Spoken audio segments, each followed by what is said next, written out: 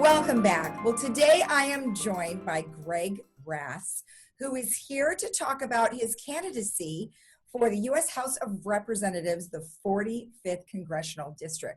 Well, Mr. Raths, welcome. How are you doing? Good. I always enjoy coming to your show. Thank you. You're welcome. You're welcome. So, wow, this is a big jump. So, tell me, kind of your history and what led you to this point. Yeah, running for U.S. Congress is a big jump. I currently sit on the City Council in the City of Mission Viejo. I'm in my second term, my sixth year. I was mayor last year. I was mayor pro tem for two other times, and I'm really looking forward to now move up to the congressional level to represent all the residents of the 45th Congressional District. That includes Laguna Woods here in Washington, D.C.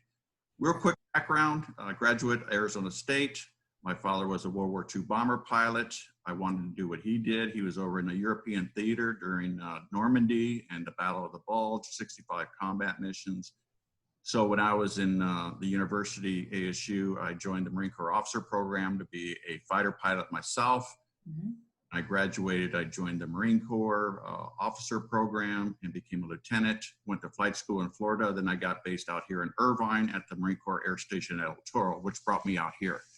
And I served for 30 years, retired at the rank of colonel, went on to fly for JetBlue Airways as an airline pilot. Then I got into politics, and now I'm going for the big seat, the 45th district.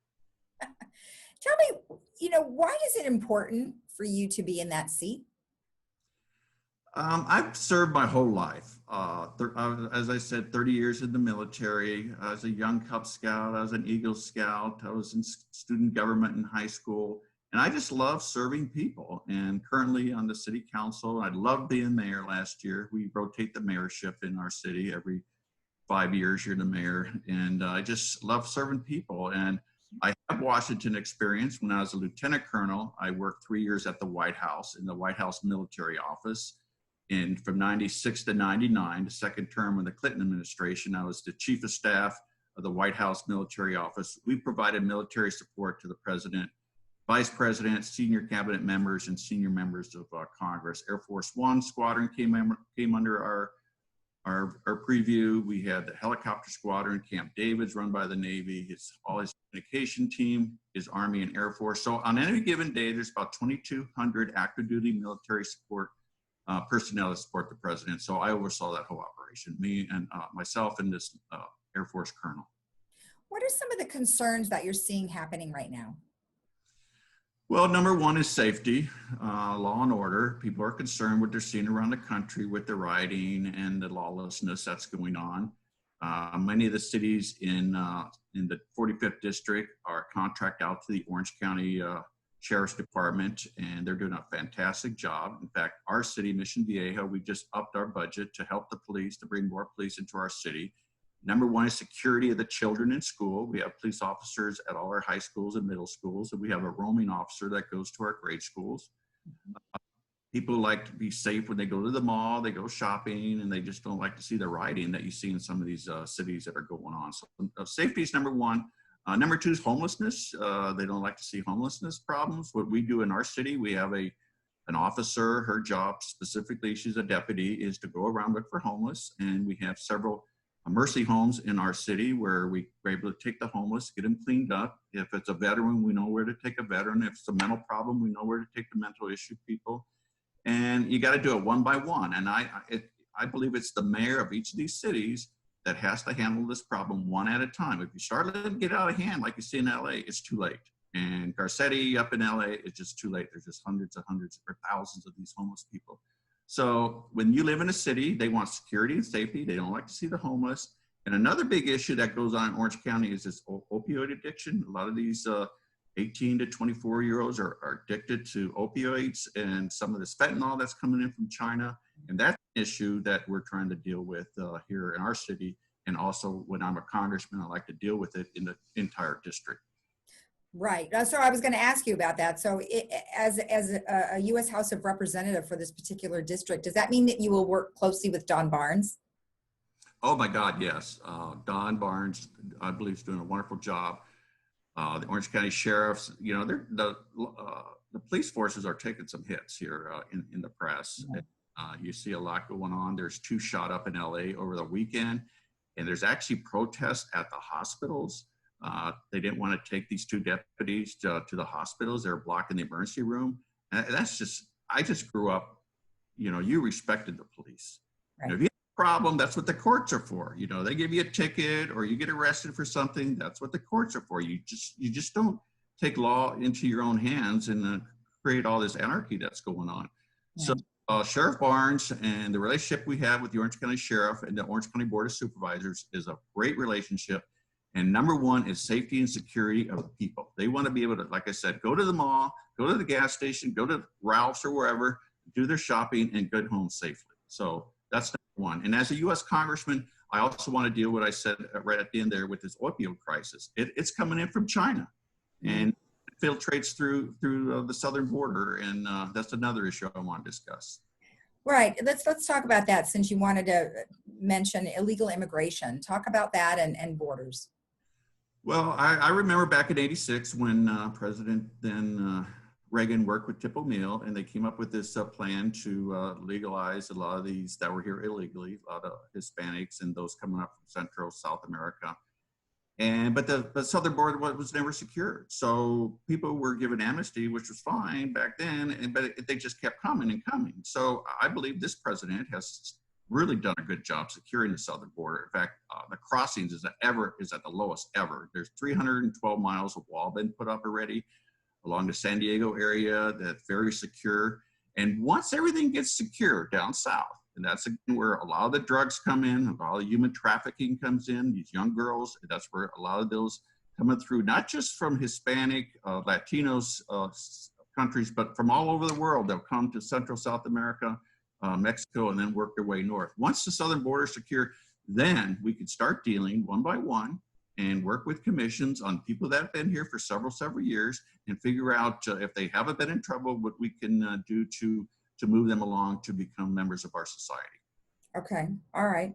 And then healthcare, now that we've had COVID-19 and we wonder if some of our healthcare costs are not going to skyrocket, not just because of that, but a variety of other things. What do you say to healthcare costs?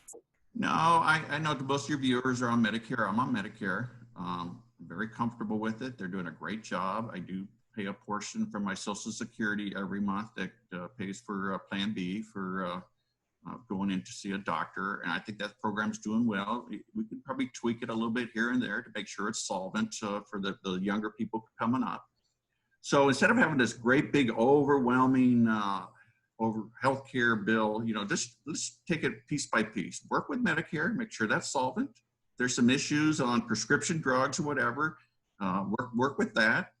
Work with the VA system for our veterans, and that system is like 90% positive now. President Trump has done a really, really good job with the VA system. And I use the VA system. I'll go up to Long Beach or San Diego or the clinic in Laguna Hills just to see how it goes. I don't have to because I'm on Medicare, but I do just to see how they're doing. And they're doing an amazing job. And ever since this president has really upped the ante and ensured that the VA. So I work with that. And then you want to ensure that the Medicaid program for those less fortunate is secure. Money is available for that, and we're not, people aren't abusing it. So there has to be some type of regulation in place so that system's not abused. So I work one by one. And then the employer-employee system of healthcare, ensure that they're getting the best plans possible. And then there's those people that are right in the middle between age 25 and 65 who do not work for a company that provides healthcare. That's where we have to get the costs down. And I believe that's where the comprehensive plan has to be put in place to reduce the price of prescription drugs and reduce the price of healthcare.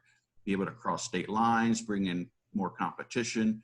And that's where I'll work for at the federal level. That's where I can do my best. Okay. And then, so you've been a president of a local business here in Anaheim. How do you think that's helping you address some of the issues? Oh my God, I learned so much. After I got out of the military, I flew with the airlines and we had our own 401ks and everything, but I didn't really enjoy it. I flew jet fighters, mostly off of carriers. So for me, it was rather boring flying. So my buddy had a company, he brought me on to be his president, and I learned so much, disability insurance, workman's compensation, Social Security, federal tax, state tax, local tax. I mean, it is terrible, all the regulations. And by the time you pay these people, you know, there's not much left. And it's really sad. And I had one employee we had to lay off. This in 2008 when things kind of went south. I said, I'll bring you back as soon as we get back moving again. So about 6 months later, I called him. I said, I want to bring you back. He goes, I'm not coming back. I go, why not? He goes, I'm on unemployment. I'm on something housing. He had that assisted living housing. He was on food stamps. He goes, I'm making more money not working than I'm working. So I'm like, something's wrong with this picture. So I will, and it's happening right now because unemployment people are making more money than when they're working. So the government can't be giving out all this money to people that aren't working because there's no incentive to go back to work. Well, you know when they'll go back to work is the week before their unemployment runs out. So Yeah. on that, we get the federal government out of the unemployment program. That's a state program, and businesses pay into that program every month, and we don't need the federal government involved with that, forking out an extra $600 to those that are not working. Any last comments?